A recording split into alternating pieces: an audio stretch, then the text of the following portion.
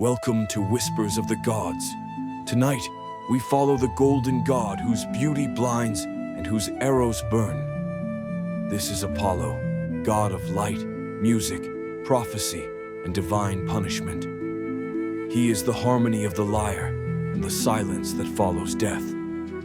Son of Zeus, twin of Artemis, he brings truth to the world and fire to those who defy it. Born of Leto, hunted by Hera. Before he could speak, Apollo was hunted. His mother, Leto, pregnant with Zeus's children, was cursed by Hera to find no safe land to give birth. She wandered, shunned by earth, sea, and sky. But the floating island of Delos offered shelter. Under a sacred palm, in agony and exile, Leto gave birth to twins, Artemis first, then Apollo. As he was born, the sun blazed. The world knew a god had arrived. The lyre and the laurel, Apollo's gift was beauty, in form, in sound, in spirit. He crafted the lyre from a tortoise shell, taught by Hermes, and from it flowed divine music. His songs brought calm to storms, joy to gods, and madness to mortals. But his pride, like his talent, knew no limits. When he mocked Eros, the god of desire, struck back. Eros made Apollo burn with love for Daphne and made Daphne flee. She prayed for escape and became a laurel tree.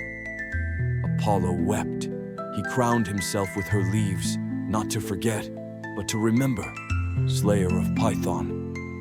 At only 4 days old, Apollo took his first life. The monstrous serpent Python guarded the oracle at Delphi. Its breath poisoned prophecy itself. But Apollo wanted the sacred site for his own. With bow in hand, he descended. Arrow after arrow struck until the great beast writhed and died. And so, the oracle of Delphi became his. A place where mortals could hear truth, if they could bear it. The god who judges, truth was Apollo's gift, but also his weapon.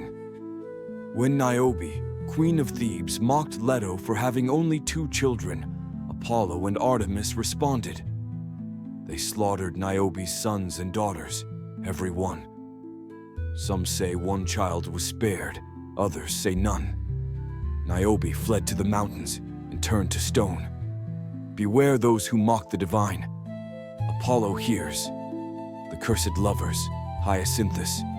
Apollo loved deeply, but even love bowed to fate. He fell for Hyacinthus, a mortal prince of Sparta. They played, hunted, and laughed like gods and men once walked as equals. But in a tragic game of discus, a gust of wind, or perhaps a jealous god, curved the throw. It struck Hyacinthus dead. Apollo wept golden tears. From the boy's blood, he birthed a flower, the hyacinth, marked with grief. Even gods can mourn. Apollo and Marsyas, music turned to punishment. Music was Apollo's pride, until a satyr named Marsyas challenged him. Marsyas played the flute so well, he believed himself worthy. They dueled, lyre versus pipe. At first it was close, but then Apollo flipped his lyre, played upside down, and Marsyas could not follow. He lost, and Apollo flayed him alive. Skin torn from muscle, screams echoing through forests. Do not challenge the divine in their art. The chariot of the sun, though Helios once drove the sun, poets later gave Apollo the reins. He rode across the sky each day, a crown of flame, a chariot of gold, horses of fire. His light brought life and revealed truth. But truth is not always kind. He saw all, and from above, judged without mercy. Father of heroes, bringer of plagues, Apollo's children were many, healers, prophets, warriors. Asclepius, the god of medicine, Orpheus, the singer who charmed death. But his rage was also fertile. When the Greeks offended him at Troy, he sent plague.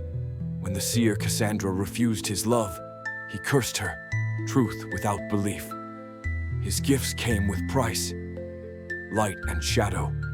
Apollo is beauty, order, prophecy. But beneath his brightness lies a god who punishes harshly, loves deeply, and never forgets.